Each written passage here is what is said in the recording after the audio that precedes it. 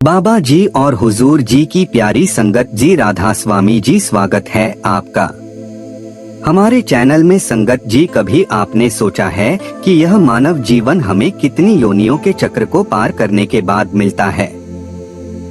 यह कोई साधारण बात नहीं है। यह जन्म देवताओं को भी सुलभ नहीं होता, फिर चाहे वह पशु पक्षी हो, कीट पतंगे या अन्य योनियां, उन सबसे श्रेष्ठ और दुर्लभ है यह मनुष्य शरीर। यह शरीर न केवल भौतिक उपलब्धियों का साधन है, बल्कि आत्मिक मुक्ति का द्वार भी है। और अगर इस जीवन में हमें एक पूर्ण सद्गुरु मिल जाए, जो हमें उस परम सत्य, उस परमात्मा से मिलने की युक्ति बता दे, जो हमें नाम की अनमोल भेंट दे दे, और जो काल और माया के फंदों से हमें बचाने का वचन ले ले, तो यह सौभाग्य नहीं, यह तो ईश्वरीय कृपा का चरम है। लेकिन संगत जी, हैरानी की बात यह है कि इतना कुछ मिलने के बावजूद भी इंसान तेरा मेरा झगड़े, ईर्ष्या, अपमान और दिखावे के झंझट में पड़ा रहता है। जीवन की दिशा आत्मिक ऊंचाई की ओर होनी चाहिए, पर हम फालतू की पार्टियों, गपबाजियों और बाहरी दिखावे में अपनी कीमती ऊर्जा नष्ट कर रहे हैं। बाबा जी हमें बार बार समझाते हैं कि समय बहुत कम है, और यह समय केवल सांसों का नहीं, कर्मों का भी हिसाब मांगता है। यदि अभी भी हम संभल जाएं, तो अपने वर्तमान और भविष्य दोनों को उज्ज्वल बना सकते हैं। तो करना क्या है संगत जी? केवल भजन, सुमिरन और ध्यान ही नहीं, बल्कि ऐसे कुछ विशिष्ट पुण्य कर्म भी करने हैं जो हमारी आत्मा को ऊंचा उठाते हैं और हमारे भाग्य का नक्शा बदल देते हैं। क्या आपने कभी गौर किया कि कुछ लोग बिना ज्यादा मेहनत के भी संपन्न रहते हैं, और कुछ पूरी जिंदगी संघर्ष करके भी खाली हाथ रह जाते हैं? क्यों होता है ऐसा? क्या केवल मेहनत ही पर्याप्त है? नहीं संगत जी, संत महात्मा बताते हैं कि समृद्धि केवल कर्म से नहीं आती, वह पुण्य से आती है, और पुण्य भी वह जो आत्मा की गहराई से सच्चे भाव से किया जाए, ना कि दिखावे के लिए। जब हम ब्रह्मांड को यह संकेत देते हैं कि हम देने के लिए तैयार हैं, सहयोग और सेवा के लिए तत्पर हैं, तब ब्रह्मांड हमें उससे कई गुना अधिक लौट आता है। बाबा जी ने कहा है, यह योनि चक्र एक जेल खाना है। यदि हमने भजन सुमिरन नहीं किया, पुण्य नहीं कमाए, तो हमें फिर से आना पड़ेगा, फिर जन्म, फिर कर्म, फिर बंधन। लेकिन अगर हम इस जीवन में पुण्य कर्म कर लें, तो कम से कम अगला जन्म, अगली यात्रा सुखमय हो सकती है। परिवार में शांति हो, जीवन में तरक्की हो, मन में संतोष हो, यह सब पुण्य का ही फल है। इसलिए संगत जी, इस वीडियो में हम जानेंगे ऐसे 20 दिव्य और सरल पुण्य कर्म जो न केवल आपके वर्तमान को सुधरेंगे, बल्कि आपके भविष्य को भी संवार सकते हैं। यह वह कर्म है जो आपके भाग्य के बंद दरवाजों को खोल सकते हैं, और आपको ऐसा आत्मिक धन दे सकते हैं जिसे ना समय छीन सकता है, ना संसार की कोई शक्ति। तो आइए समझते हैं वह पुण्य कर्म जो आपके जीवन को वास्तव में धनवान बना सकते हैं, बाहर से भी और भीतर से भी।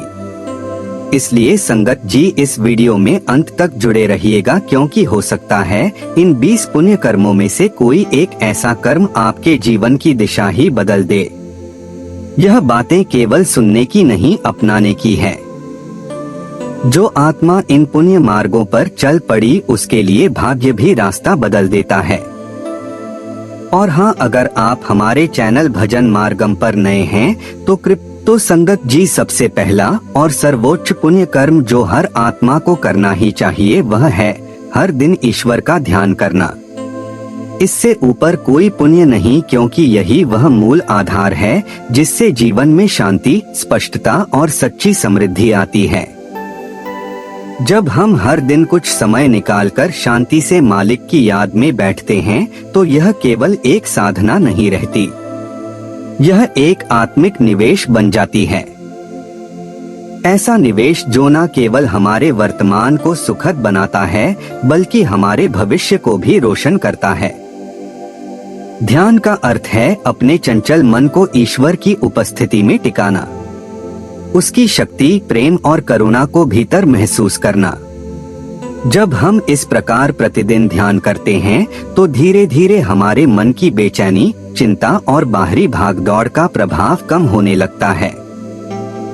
हमारा चित्त निर्मल होता है, विचारों में स्पष्टता आती है और हमारी निर्णय लेने की क्षमता तेज हो जाती है। यह मानसिक स्पष्टता ही वह मूल पूंजी है जो जीवन में आने वाले अवसरों को पहचानने में हमारी सहायता करती है। संत महात्मा कहते हैं कि जो व्यक्ति ईश्वर से जुड़ जाता है वह भीतर से पूर्ण हो जाता है और वही आंतरिक पूर्णता धीरे धीरे बाहरी समृद्धि, सफलता और धन को खींच लाती है। जब हम ध्यान करते हैं तो हमारे भीतर जमा डर, लालच और भ्रम का कोहरा छटने लगता है और उसकी जगह पर विश्वास, श्रद्धा और सकारात्मक ऊर्जा का प्रकाश फैलने लगता है। यही ऊर्जा संगत जी एक चुंबक की तरह ब्रह्मांड से समृद्धि और सौभाग्य को हमारी ओर आकर्षित करती है। आपको घंटों ध्यान करने की आवश्यकता नहीं, केवल 10 से 15 मिनट सुबह ब्रह्मा मुहूर्त में या रात को सोने से पहले आंखें बंद करके अपनी सांसों पर ध्यान देना या किसी पवित्र मंत्र या ईश्वर के नाम का सुमिरन करना भी पूर्ण ध्यान है। यह छोटा सा अभ्यास जब प्रतिदिन किया जाए तो हमारे चित्त को निर्मल करता है और यह निर्मलता ही हमें शांति, संतुलन और धन समृद्धि की ओर ले जाती है। ऐसे में हम केवल सांसारिक रूप से ही नहीं बल्कि आत्मिक रूप से भी धनवान बनते हैं। इसलिए संगत जी हर दिन कुछ समय ईश्वर के ध्यान को समर्पित कीजिए। यह न केवल आत्मिक सुख देता है बल्कि आपके जीवन में सच्ची समृद्धि का द्वार भी खोलता है। यही आत्मा का वास्तविक धन है जिसे ना समय मिटा सकता है ना कोई चुरा सकता है।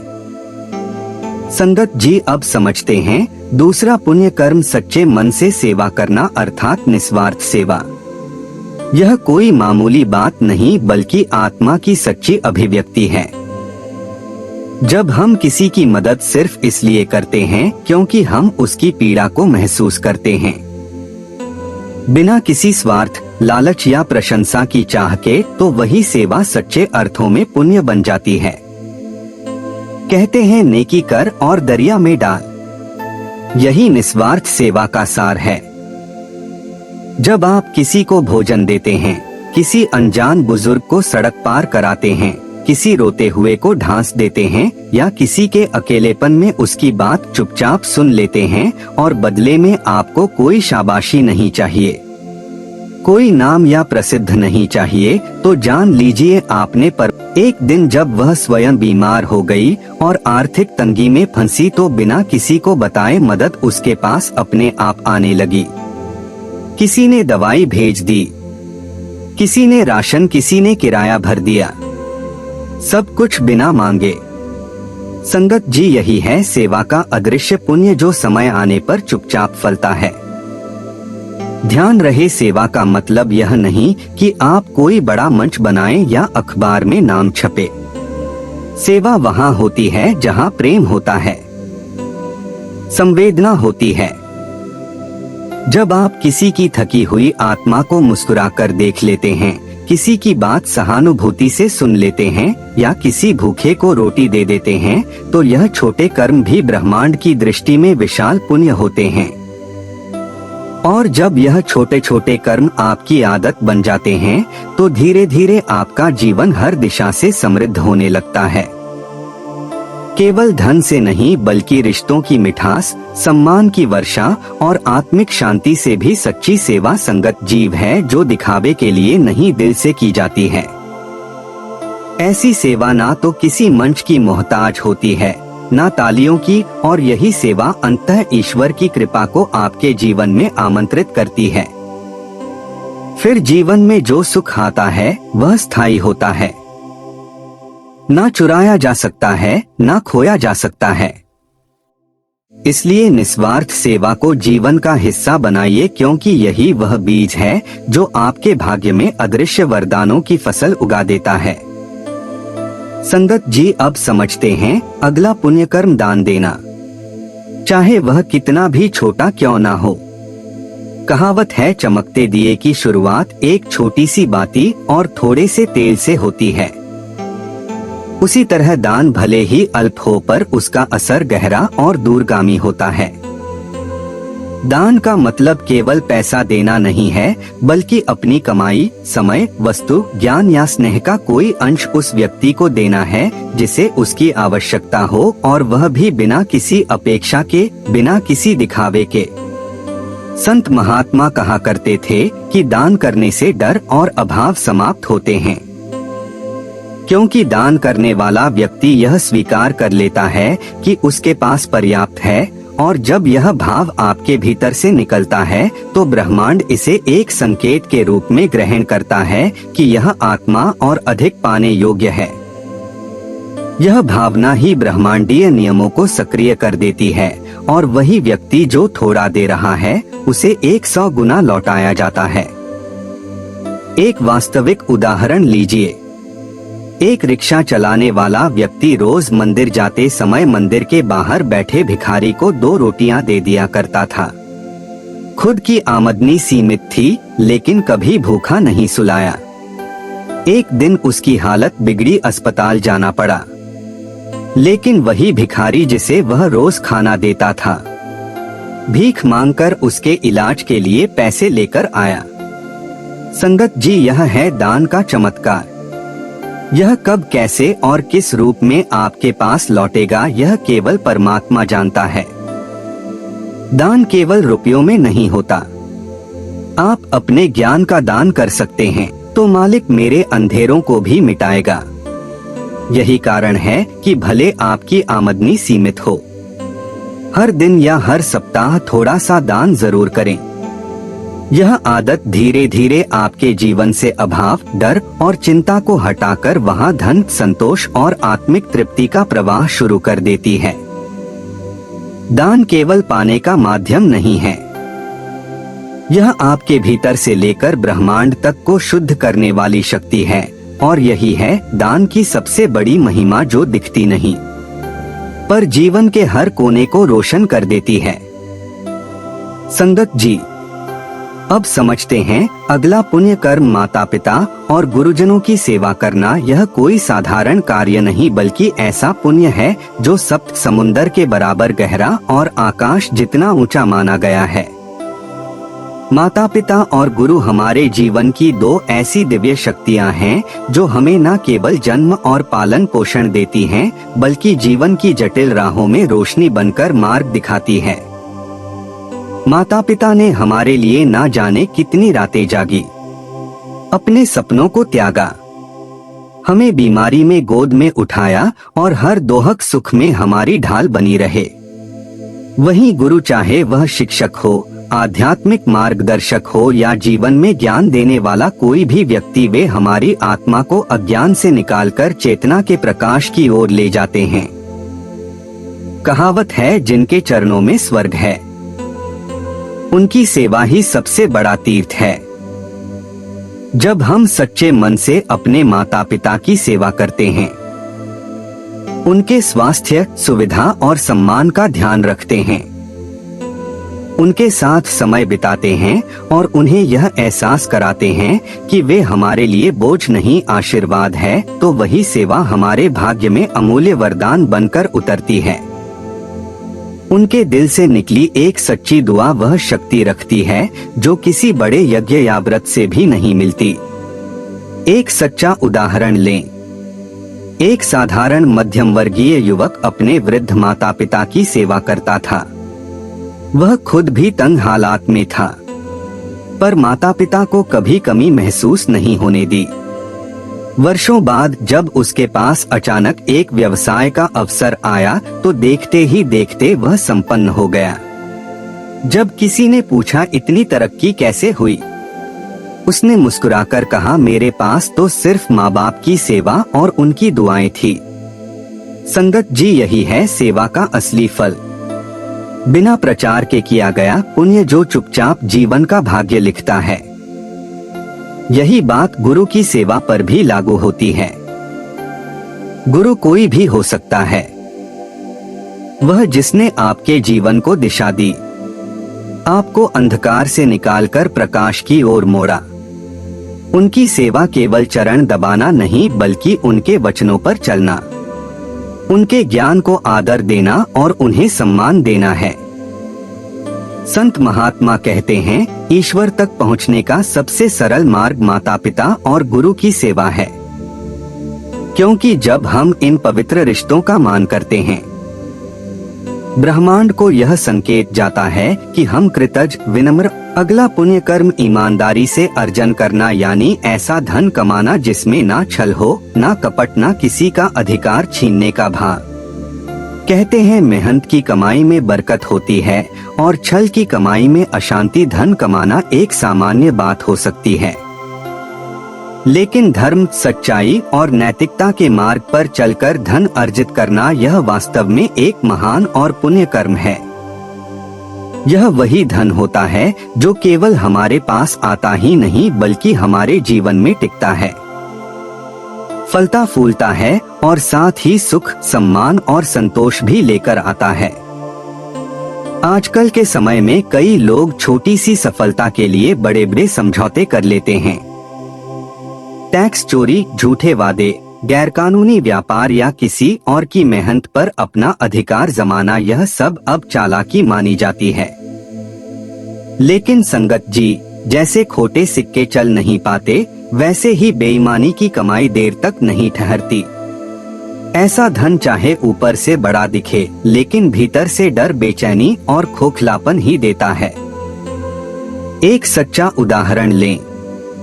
एक छोटा सा सब्जी बेचने वाला व्यक्ति रोज सुबह मंदिर जाकर ईश्वर को प्रणाम करता और कहता, मालिक, आज भी मैं किसी को गलत तराजू से नहीं तोलूंगा, चाहे कम मुनाफा हो जाए। सालों तक उसकी दुकान साधारण ही रही, लेकिन फिर एक दिन किसी बड़े व्यापारी ने उसकी ईमानदारी से प्रभावित होकर उसे अपने होटल के लिए सप्लायर बना लिया। धीरे धीरे वह व्यक्ति शहर का सबसे भरोसेमंद थोक विक्रेता बन गया। आज वह संपन्न है, लेकिन उसके पास जो सुकून है वह लाखों में कमाने वालों के पास भी नहीं। संत महापुरुषों ने कहा है कि जो धन ईमानदारी से कमाया जाता है उसमें ईश्वर का स्पर्श होता है। वह धन केवल सुविधाएं नहीं लाता बल्कि आत्मसंतोष, आत्मगौरव और आंतरिक आनंद भी देता है। जब हमें यह मालूम होता है कि हमने किसी को धोखा नहीं दिया, किसी का हक नहीं छीना, तब हमारे भीतर एक गहरी शांति होती है जो ना किसी बैंक में मिलती है, ना किसी बड़ी गाड़ी में। ईमानदारी से अर्जन करने का अर्थ है अपना हर कार्य पूर्ण निष्ठा, परिश्रम और सच्चाई से करना। चाहे आप एक छोटा दुकानदार हो, एक ऑफिस में कर्मचारी हो या किसी ऊंचे पद पर बैठे अधिकारी, जब आप ईमानदारी से काम करते हैं तो ब्रह्मांड स्वयं आपके लिए अवसरों के द्वार खोल देता है। हाँ, यह रास्ता धीमा हो सकता है, पर इसका फल गहरा और स्थायी होता है। संगत जी, अगर आप चाहते हैं कि आपके जीवन में धन लंबे समय तक ठहरे, बने और आपके घर में सुख और शांति के साथ बना रहे, तो हमेशा धर्म और सच्चाई के रास्ते से कमाएं। यही सच्चा पुण्य है, यही आत्मा की तपस्या है और यही वह मार्ग है जो ईश्वर की कृपा और ब्रह्मांड की सहायता को आपकी ओर खींचता है। याद रखिए, धन वही है जो सुकून दे और वह तभी मिलता है जब कमाई में सच हो। संगत जी, अब समझते हैं। अगला पुण्य कर्म शुद्ध आचरण रखना। मन, वचन और कर्म से कहावत है, जैसा बीज वैसी फसल। हमारे विचार, शब्द और कर्म यही हमारे भविष्य का बीज है। जब हमारे मन में किसी के लिए बुरा, शुद्ध आचरण का सीधा संबंध हमारे भाग्य से है। हम जैसा सोचते हैं वैसा बोलते हैं और जैसा बोलते हैं वैसा कर्म करते हैं।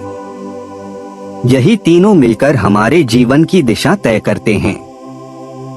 यदि मन में द्वेष, ईर्ष्या या छल है तो वही नकारात्मकता हमारे जीवन में घटनाओं के रूप में लौटती है। लेकिन यदि हमारे विचार प्रेम पूर्ण हैं, हमारी वाणी मधुर है और हमारे कर्म दूसरों को संबल देते हैं, तो ब्रह्मांड भी उसी ऊर्जावान प्रेम को कई गुना बढ़ाकर लौटाता है। हाँ, यह रास्ता कठिन होता है क्योंकि मन सबसे बड़ा छल लिया है।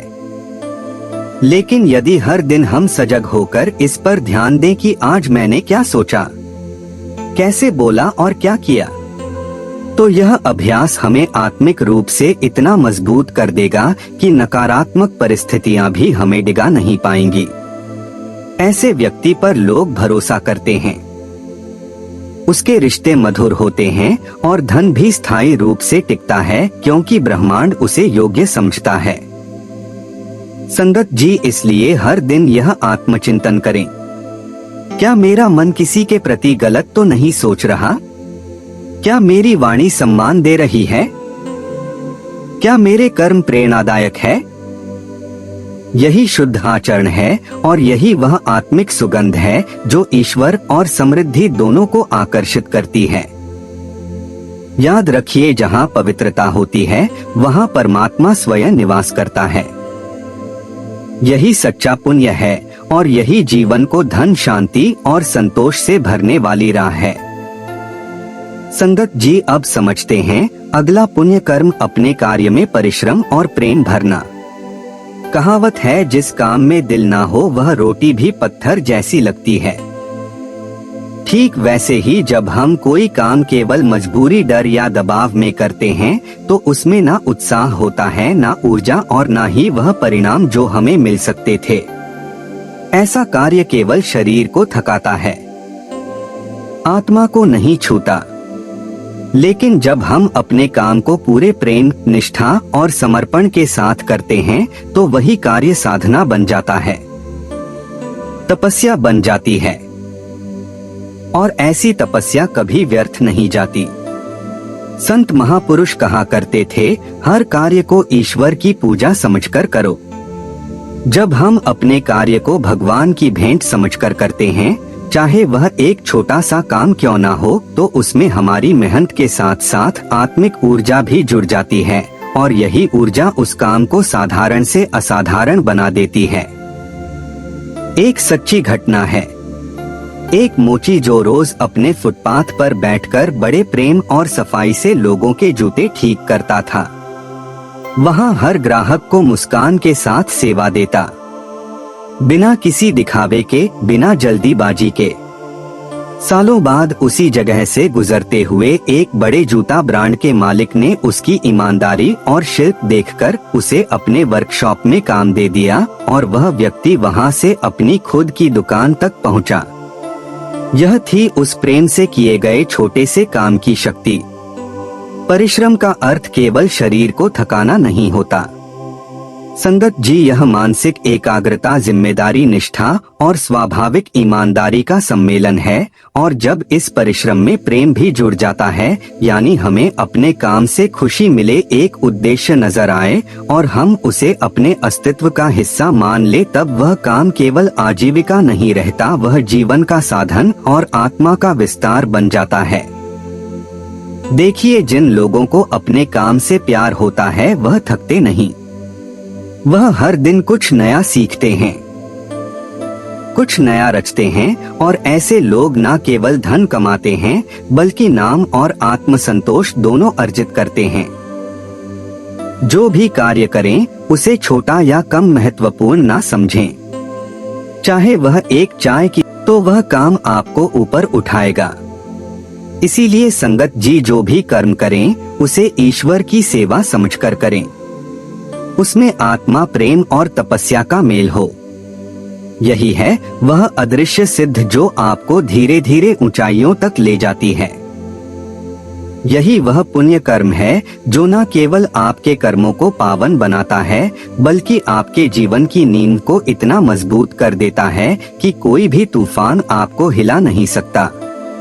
यही है सच्ची समृद्धि की शुरुआत, जहां मेहनत में भी आनंद है और सफलता में भी शांति।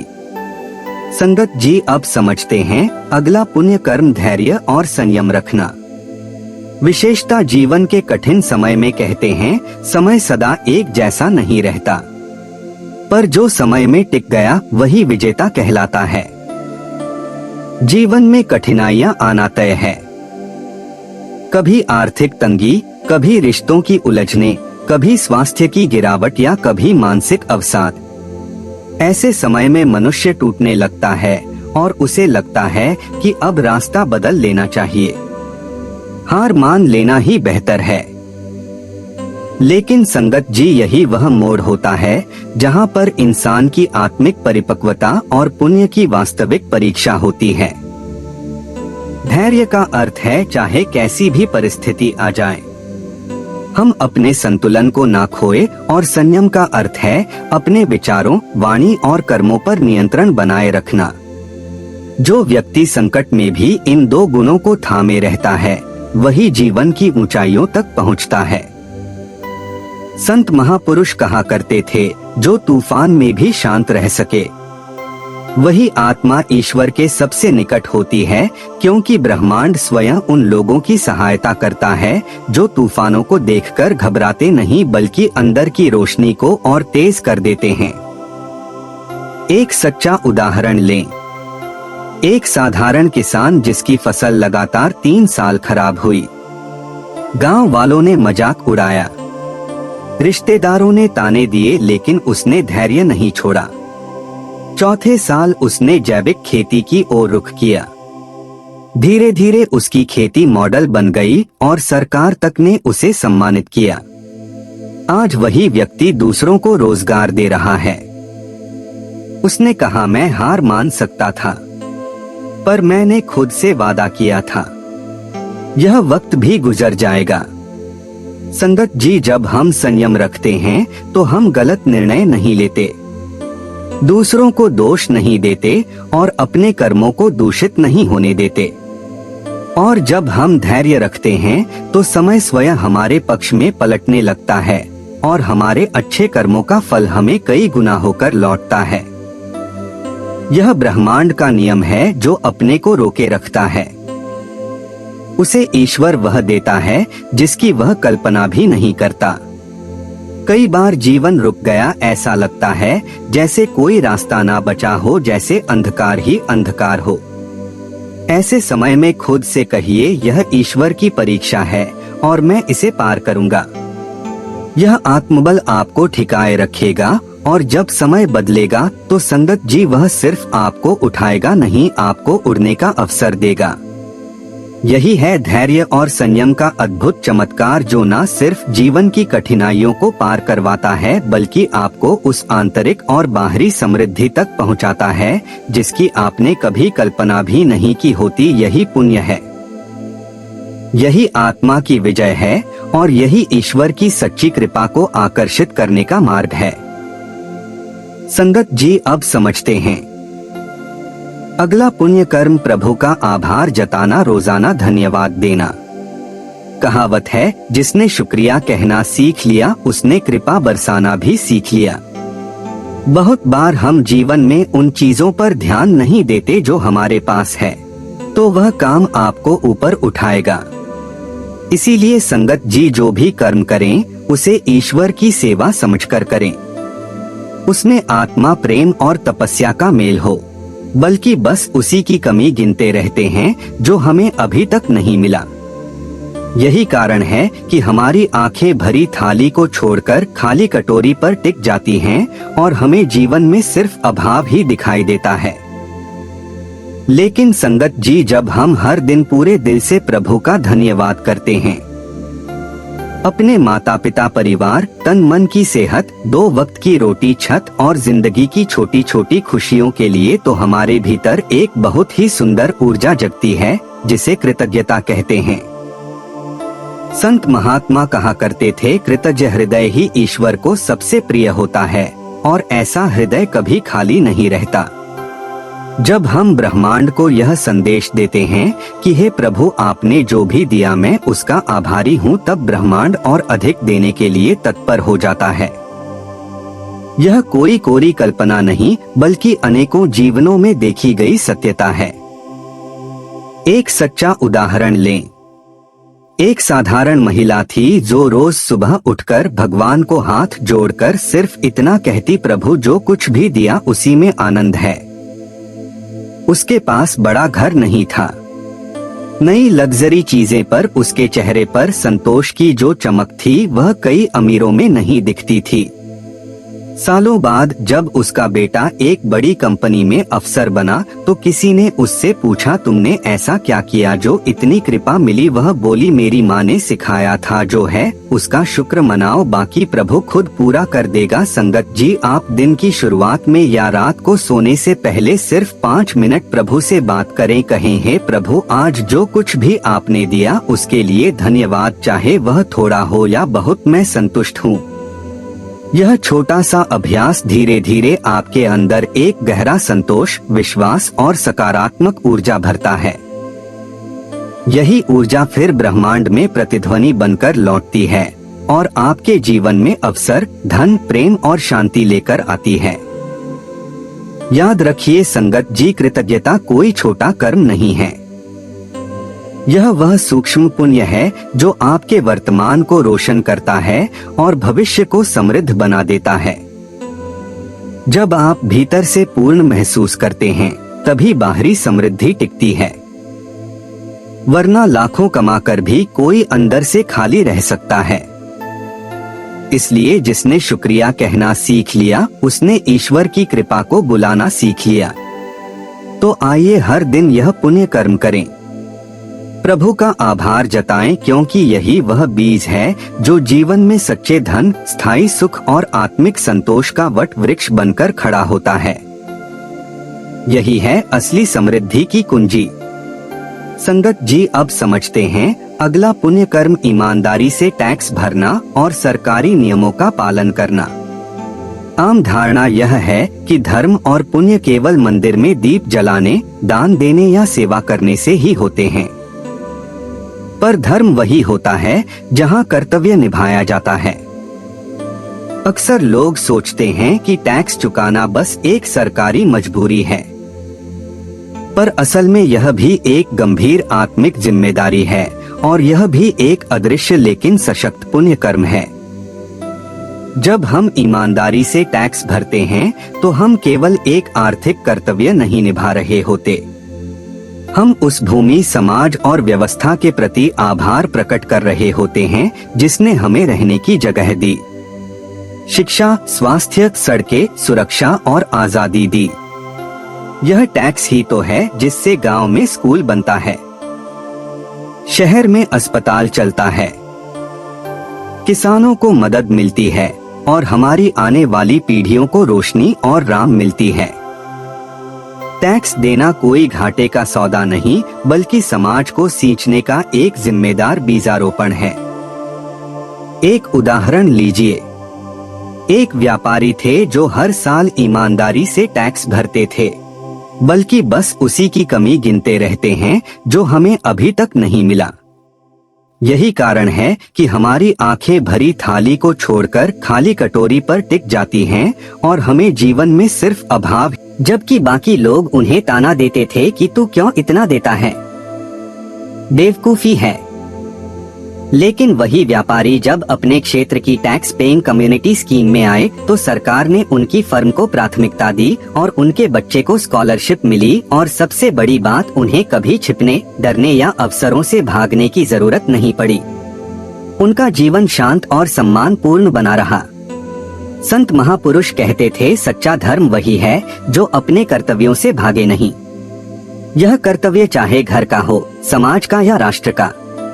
जो इंसान राष्ट्र के नियमों का पालन करता है, टैक्स देता है, कानून के दायरे में रहता है, वह न केवल अपनी आत्मा को शांत रखता है बल्कि वह समाज को भी स्थिरता देता है। ऐसी ईमानदारी का फल केवल बैंक बैलेंस में नहीं बल्कि संतोष, सुरक्षा और सम्मान के रूप में मिलता है। संगत जी, यह भी याद रखिए, चालाकी से कमाया गया धन कुछ समय राहत तो देता है पर आत्मा को अशांत कर देता है। झूठे दस्तावेज, चोरी छिपे टैक्स बचाना, गलत तरीकों से बचना, यह सब धन को अपवित्र बना देते हैं। उसमें स्थायित्व नहीं होता। वह धन डर और धोखे की बुनियाद पर खड़ा होता है और ऐसे धन में कभी ईश्वर की कृपा नहीं टिकती। जो व्यक्ति ईमानदारी से जीता है, टैक्स देता है, समाज के नियमों का पालन करता है, वह अपने बच्चों के लिए भी एक आदर्श मिसाल छोड़ता है और ब्रह्मांड की दृष्टि में वह इंसान योग्य आत्मा माना जाता है और उसकी झोली में दीर्घकालिक सुख, स्थिरता और समृद्धि स्वतः चली आती है। इसलिए संगत जी, अगली बार जब टैक्स का समय आए तो उसे एक बोझ नहीं बल्कि प्रभु की सेवा समझकर दीजिए, क्योंकि जो देश के प्रति ईमानदार है उसके लिए परमात्मा भी द्वार खोल देता है। यही है सच्चा पुण्य, यही है भीतर की शुद्धता और यही है उस समृद्ध भारत का निर्माण जहां हर नागरिक ही एक साधक बन जाए। संगत जी, अब समझते हैं। अगला पुण्य कर्म भोजन का आदर करना और अन्न का दान करना। कहते हैं अन्न देवो भव, यानी अन्न को देवता के रूप में मानो। यह कोई साधारण बात नहीं है, क्योंकि भोजन केवल हमारे शरीर की भूख मिटाने का साधन नहीं है, बल्कि वह ईश्वर की कृपा, प्रकृति का आशीर्वाद और अनेकों की मेहनत का परिणाम है।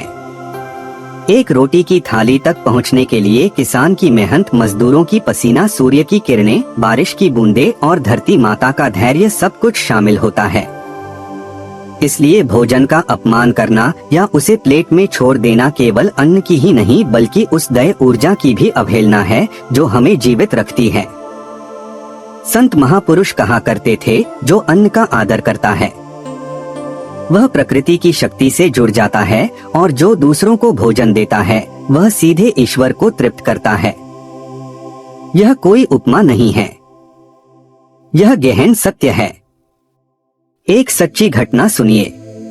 एक साधारण महिला अपने घर के बाहर हर गुरुवार को एक छोटे से बर्तन में खिचड़ी बनाकर किसी भी भूखे को देने के लिए रखती थी।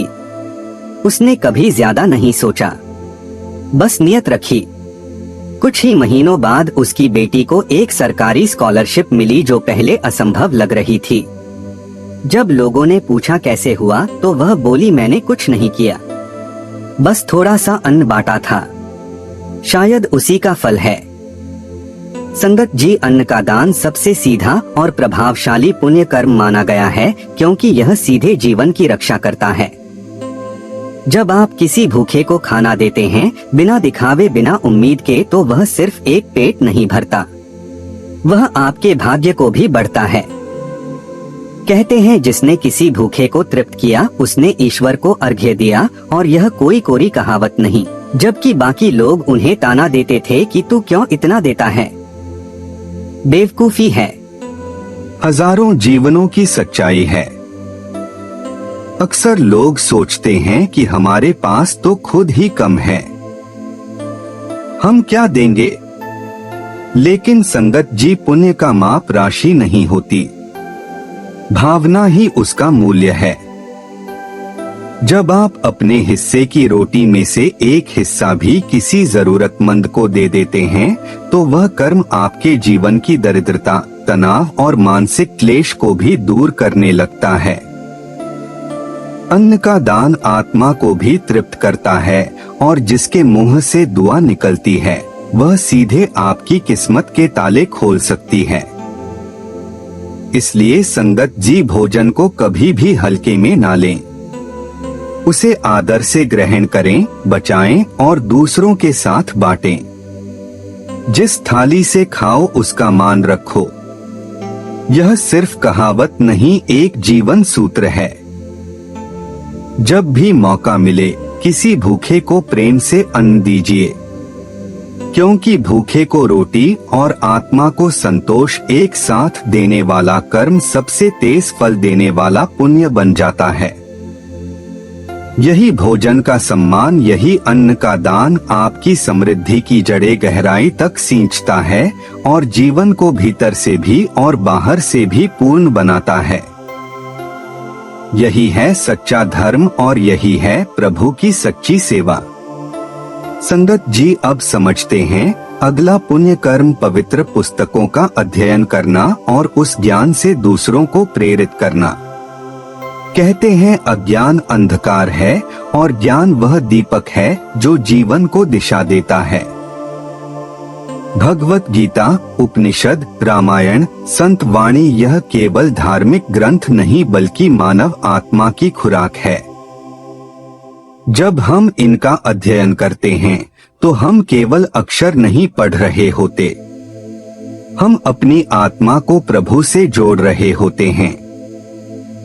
यह ग्रंथ हमें यह सिखाते हैं कि जीवन केवल सांसों की गिनती नहीं बल्कि चेतना की दिशा है।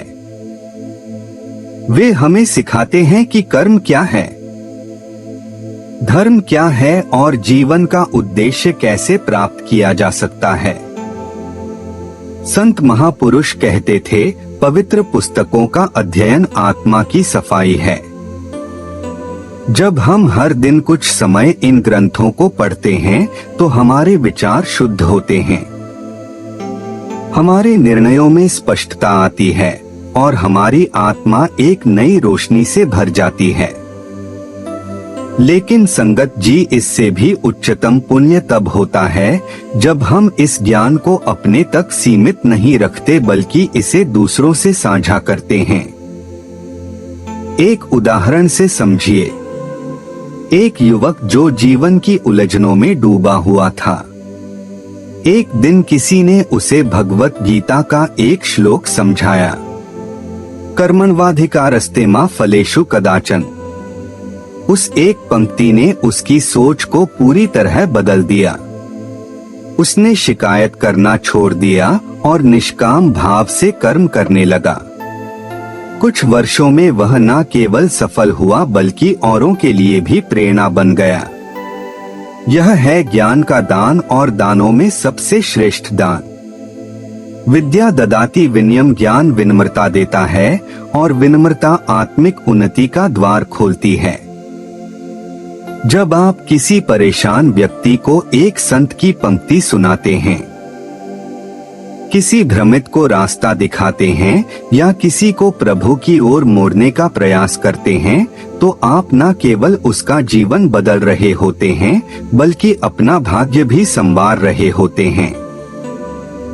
यह कर्म ब्रह्मांड को अत्यंत प्रिय होता है और इसका फल चुपचाप आपके जीवन में आने लगता है। अच्छे अवसरों, शुद्ध संगत, आर्थिक स्थिरता और आंतरिक शांति के रूप में। इसलिए संगत जी, हर दिन कम से कम 10 मिनट किसी पवित्र पुस्तक को पढ़ने का संकल्प लीजिए और फिर जो आपने सीखा वह एक बात, एक पंक्ति, एक विचार किसी एक व्यक्ति से जरूर साझा कीजिए। हजारों जीवनों की सच्चाई है।